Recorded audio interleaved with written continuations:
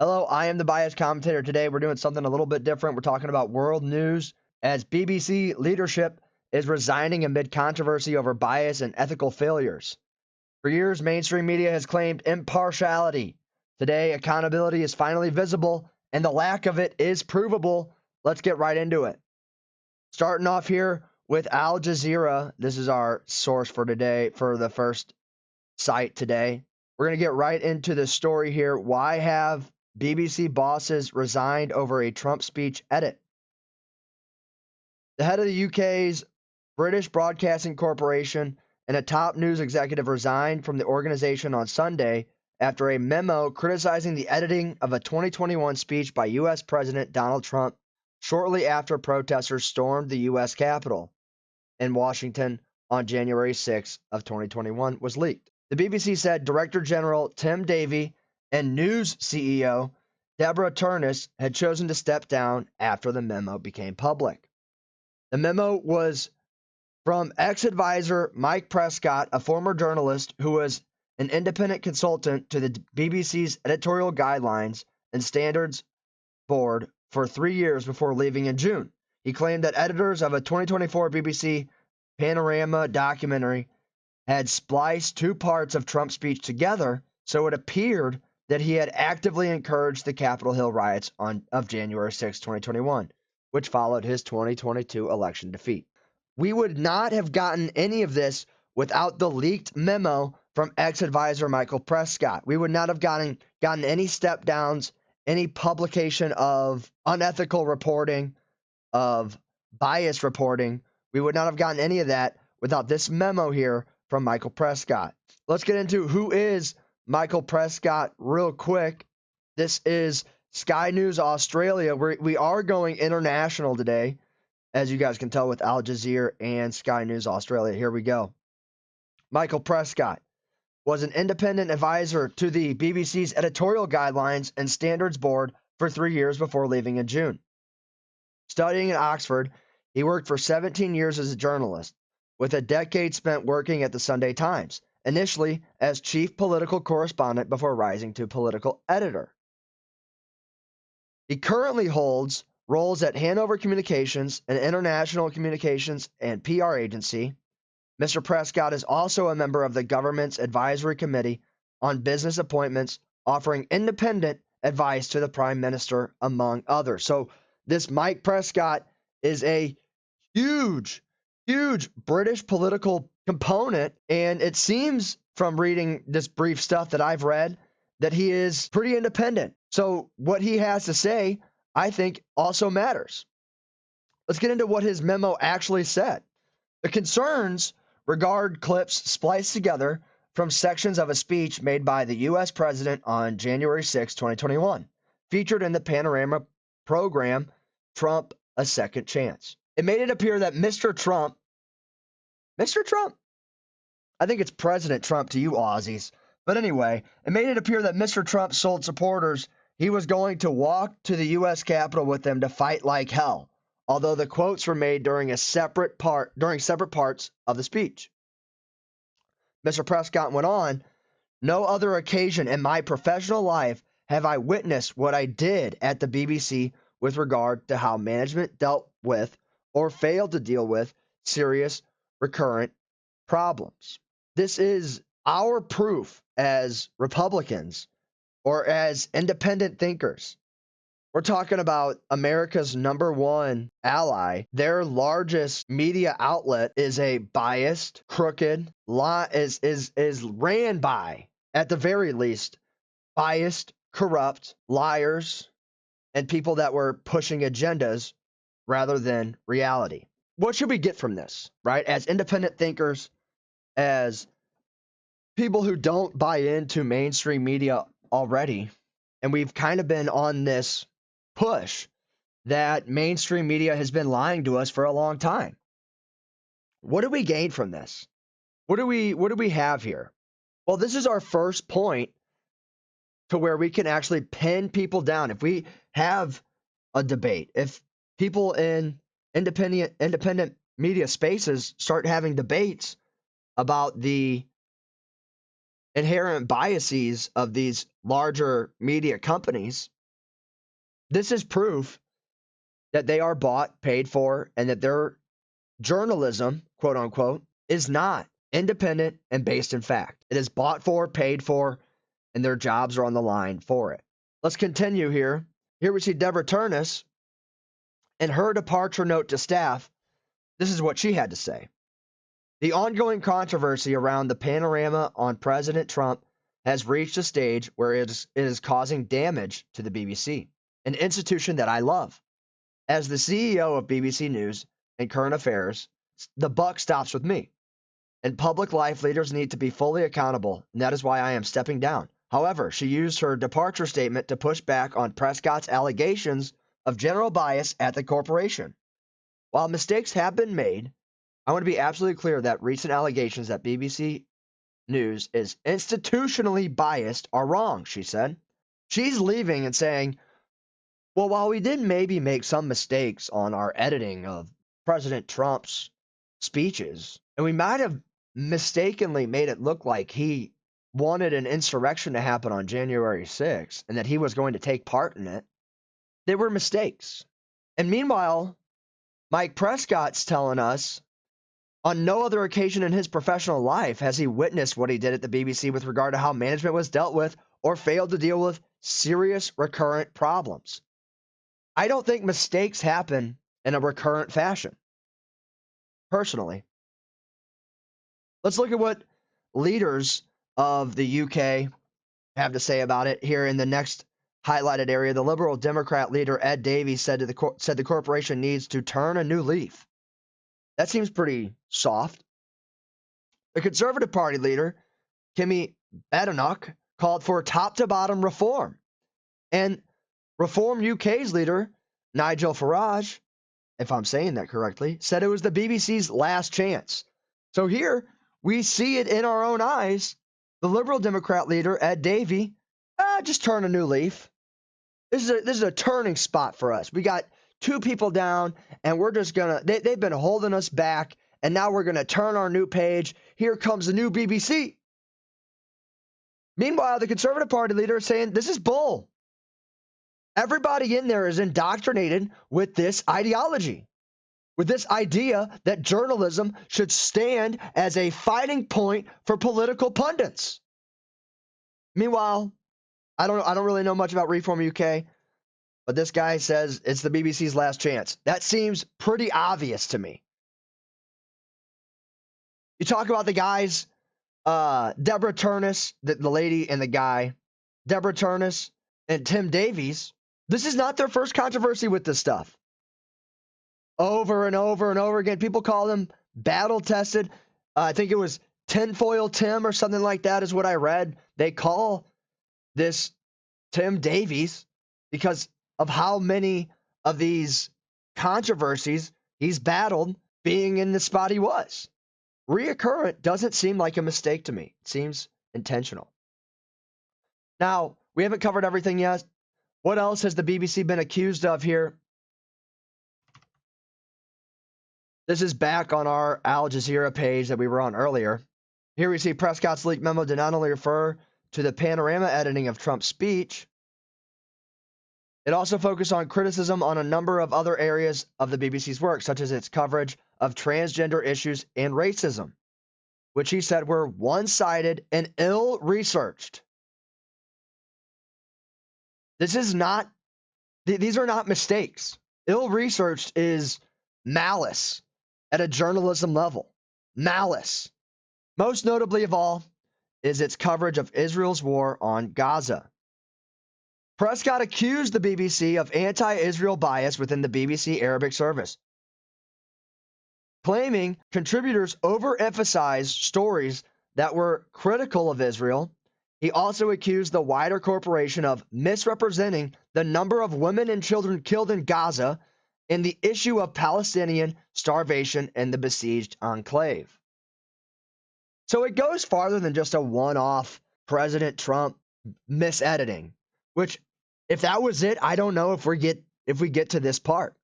But in the memo, this is important. In the memo, it's not just talked about Trump in that edit. It's talked about the totality of coverage with transgender issues and racism. We see here Charles Moore, former editor of the Daily Telegraph, a right-wing broadsheet newspaper in the UK, accused the BBC of the most extraordinary degree of systemic bias, particularly in BBC Arabic, in its coverage of Israel's war on Gaza. The bias goes far, and it's enraging a lot of people. Here we see Phil Rosenberg, president of the Board of Deputies of British Jews, welcomed the resignations of Davy and Turnus, but warned that they must be seen as a beginning rather than the end of a process of renewal. In a statement, Rosenberg said the Jewish community has long had profound concerns about the BBC's coverage of the Middle East, but this has sunk to ever greater depths over the last 2 years. The BBC has been hit by scandal after scandal, whether in terms of Gaza documentary involving the son of Hamas official, its Glastonbury coverage, the open sore of BBC Arabic, or by refusing to call Hamas what they are, a terrorist organization. Jewish staff and contractors have also repeatedly complained about their treatment in the corporation. It's top to bottom. It's not just two people. This is why, as individuals, as free thinkers, people that want to trust the media that they take in, they're moving farther and farther away. And it goes to prove you shouldn't trust your media. I mean, of course, I'm talking about BBC News, but I'll extend this to CNN. I'll extend this to MSNBC. There are stories that Fox News does that I don't think I can fully believe. All of our media is bought and paid for. Name me one independent major media outlet. Please. They don't exist. I don't even know if there's independent YouTubers that do not have, sure, they're independent in the sense that they are holding themselves up. But look at my channel. Am I independent? No. I am biased. I'm not bought and paid for, but I have bias. Should people trust me? I think so. I try to show my sources. All of our media is bought. All of our media has a side that is paying for them to showcase their side, to fight for, to be a pundit of right, left, black, white, Jew, Christian. It's all got a side. Even your local news. Your local news can be trusted just as much as mainstream media. Let's continue here. This is Pew Research Center.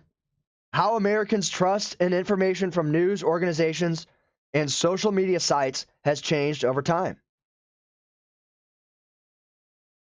Here we see the trust in national news orgs, local news orgs, and then social media sites is in yellow.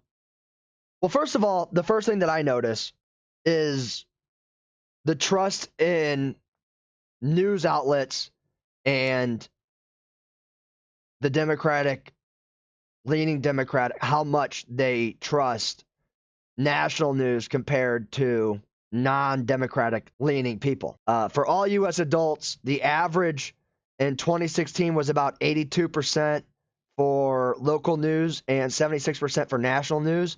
On the Democratic level, already higher, 85 to 83%.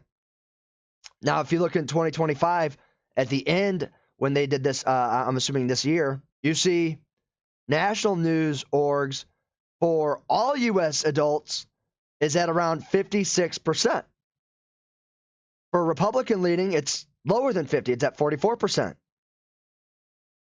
For Democrat and people that lean Democrat, you're still at a 69% for national. It goes to show you what the media bias is, what the national media lean is. Of course, you're going to trust information if you're Democratic leaning from Democratic sources. But as the fall, you see, as majority U.S. adults fall out of trust with mainstream media, would be interested to see what this spike here is about. You see this fall from all U.S. adults on a national news trust. But for Democrats, that fall never really comes. It barely happens there. I don't know if my question is, if you fall out of trusting Democratic media, are you no longer a Democrat? That's my first question. But really the point of this isn't to show that Democrats trust news more than Republicans or independents or anything like that. The reason I'm showing this is the whole incentive system, right? The more and more U.S. adults fall out of national news organization trust, the more and more they fall out of local news organization trust, not even just a Democrat or a Republican, just as people, individuals, which I don't think most people in the world today see themselves as Republican or Democrat. They just see themselves as individual thinkers. The more you lose them, the more that the incentives will be seen that you have to have accurate outlets. You have to allow some sort of consumer feedback. You see, with that 60 Minutes, when 60 Minutes posted the slightly edited extended version, the comments on that were great.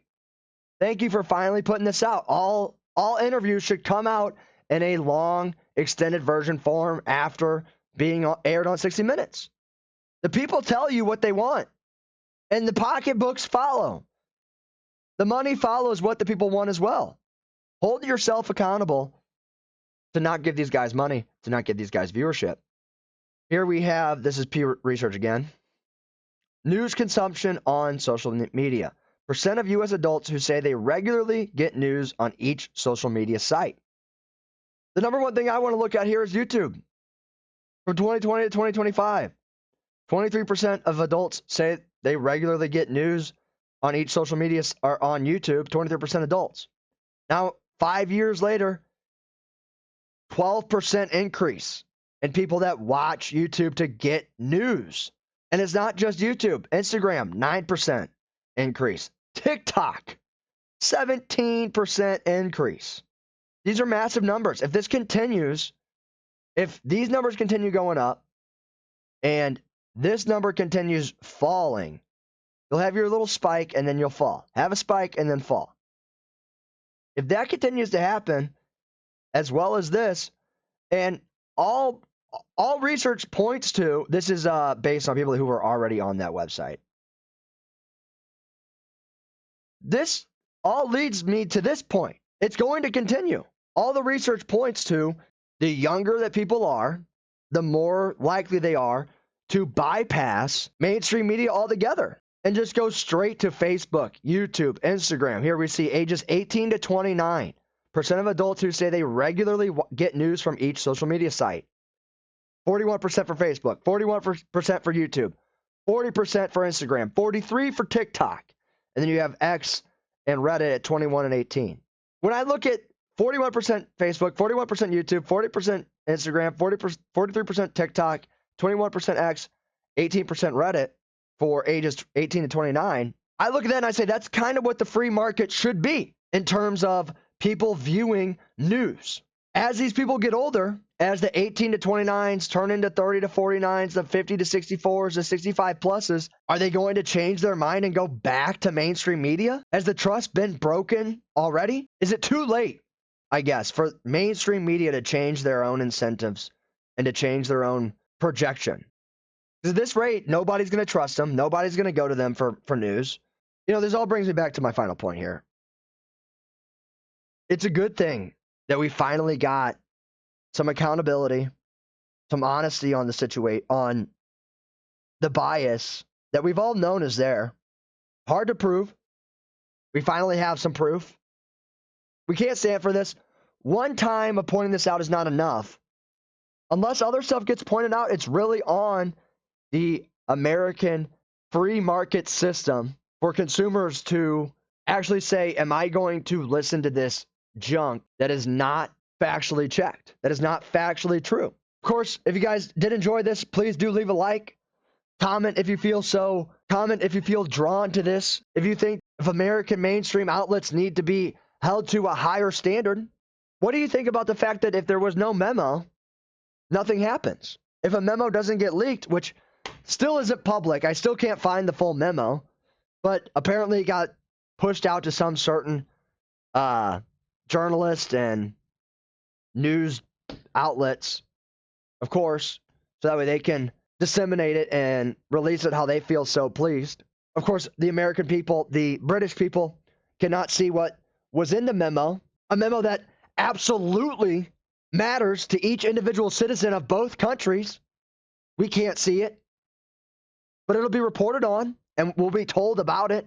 That's just my take. I am the biased commentator. Like, comment, subscribe, the works. I will see you guys next time.